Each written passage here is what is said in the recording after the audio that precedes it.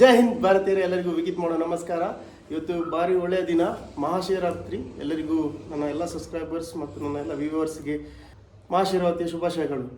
ಇವತ್ತು ಬೆಳಿಗ್ಗೆ ನಾನು ಒಂದು ಇಲ್ಲಿ ನಿಮ್ಗೆ ಗೊತ್ತಿರ್ಬೋದು, ಬೇಗೂರಲ್ಲಿ ಒಂದು ಟೆಂಪಲ್ ಇದೆ, ಚೋಲಾಸ್ ಬಿಲ್ಡ್ ಟೆಂಪಲ್.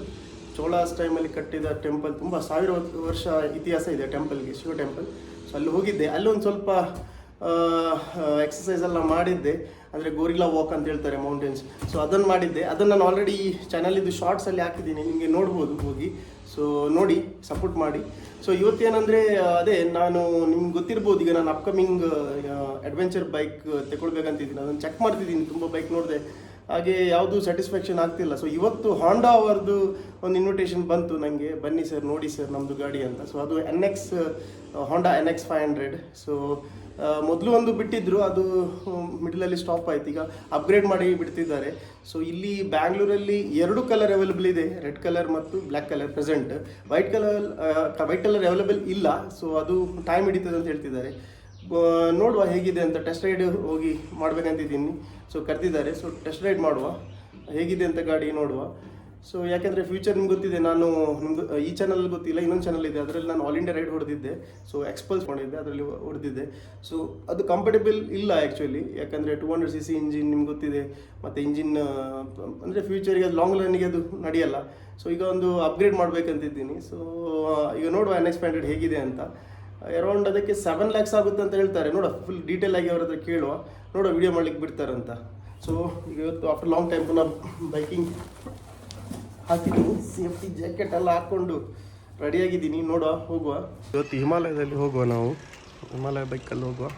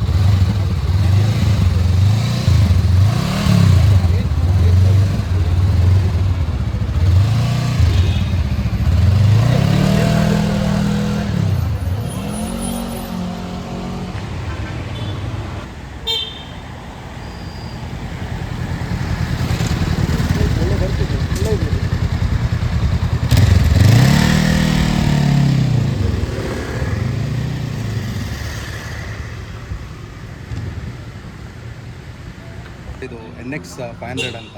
ಓಕೆ. ಮುಂಚೆ CB 500X ಅಂತ ಬರ್ತಿತ್ತು, ಸೇಮ್ ಇಂಜಿನ್ ಕ್ಯಾಟಗರಿನೇ ಬರ್ತಿತ್ತು. ಓಕೆ. ಇದರಲ್ಲಿ ಏನು ಡಿಫ್ರೆನ್ಸ್ ಅಂದರೆ, ಮುಂಚೆ TF3 ಸ್ಕ್ರೀನ್ ಇರಲಿಲ್ಲ. Okay. Normal screen, simple drift, gear ಎಲ್ಲ ಇಂಡಿಕೇಶನು ಅಷ್ಟೇ. ಓಕೆ. ಟ್ರ್ಯಾಕ್ಷನ್ ಕಂಟ್ರೋಲು ಮತ್ತು dual display, upside down suspension ಈ ಥರ ಆಪ್ಷನ್ ಇರಲಿಲ್ಲ ಹಳೆ ಗಾಡಿ.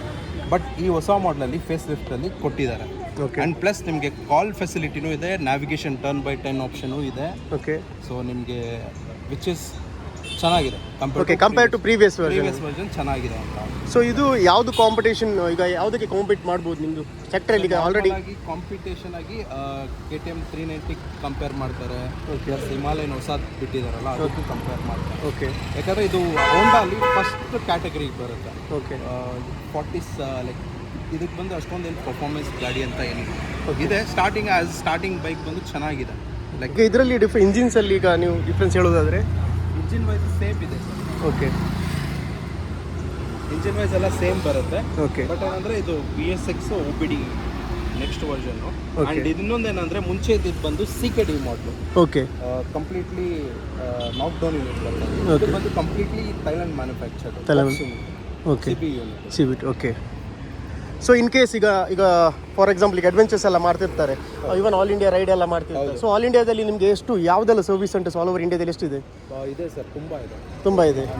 ನಮ್ಮ ನಂಬರ್ ಕರೆಕ್ಟಾಗಿ ಗೊತ್ತಿಲ್ಲ, ಬಟ್ ತುಂಬ ಇದೆ. ಈಗ ಲದಾಖ್ ಎಲ್ಲ ಹೊಡಿತಾರೆ ಸರ್ವಿಸ್ ಸೆಂಟರ್ ನಿಮಗೆ ಸಪೋರ್ಟ್ ಹೆಂಗಿದೆ? ಸಪೋರ್ಟ್ ಇದೆ ಸರ್. ಇನ್ನೊಂದೇನಂದ್ರೆ ನಾರ್ಮಲ್ ಆಗಿ ಲಡಾಖ್ ಪೀಕ್ ಟೈಮಲ್ಲಿ ನಮ್ದು ಸರ್ವಿಸ್ ಕ್ಯಾಂಪ್ ಅಂತ ನಡೆಯುತ್ತೆ. ಓಕೆ. ಸೊ ನಮ್ದು ಟ್ರಕ್ ಬರುತ್ತೆ, ಆಲ್ ಇಂಡಿಯಾ ಸರ್ವಿಸ್ ಟ್ರಾವೆಲಿಂಗ್ ಇರುತ್ತೆ. ಅದು ಹೋಂಡಾ ಕಡೆಯಿಂದನೇ ರೆಡಿ ಆರ್ಗನೈಸ್ ಆಗಿರುತ್ತೆ. ಓಕೆ. ಸೊ ಲೇ ಲಡಾಖಲ್ಲಿ ನಾರ್ಮಲ್ ಆಗಿ ಸಿಚುವೇಶನಲ್ಲಿ ಇನ್ ಕೇಸ್ ನಿಮ್ದು ಗಾಡಿ ಏನಾದರೂ ಬಿದ್ದು ಇಲ್ಲ ಸರ್ವಿಸ್ ಮಾಡೋ ಸನ್ನಿವೇಶ ಬಂದಾಗ ಅಲ್ಲಿ ಲೇ ಲಡಾಖಲ್ಲೇ ಮೇಲ್ಗಡೆ ಸೆಟಪ್ ಮಾಡಿ. ಮತ್ತೆ ಇದ್ರದ್ದು ಪಾರ್ಟ್ಸ್ ಎಲ್ಲ ಹೆಂಗೆ ಅಂದರೆ ಅವೈಲಬಿಲಿಟಿ ಹೆಂಗೆ? ಅವೈಲಬಿಲಿಟಿ ಸಿಗುತ್ತೆ ಸರ್. ಇದೆಲ್ಲ ಬಂದ್ಬಿಟ್ಟು ಕಂಪ್ಲೀಟ್ಲಿ ಬಾಕ್ಸ್ ಇನ್ ಇರೋದ್ರಿಂದ ಒಂದು 30 to 60 ಡೇಸ್ ತಗೊಳುತ್ತೆ.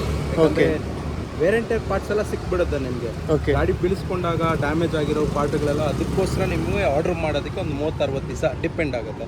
ಯಾಕಂದರೆ ಕಂಪ್ಲೀಟ್ ಇಂಪೋರ್ಟ್ ಆಗಬಾರ್ದು.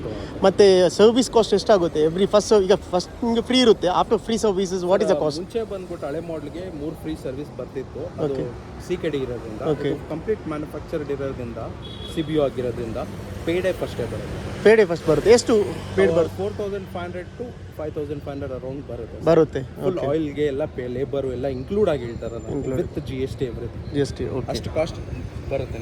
ಓಕೆ.